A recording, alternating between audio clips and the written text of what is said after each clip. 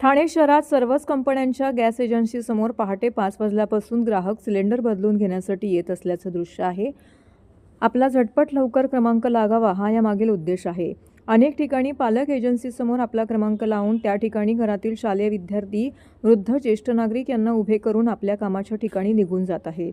घरातील gas cylinder अचानक स्वयंपाक करत असताना संपला तर करायचे काय, असे प्रश्न नागरिकांना पडले आहेत.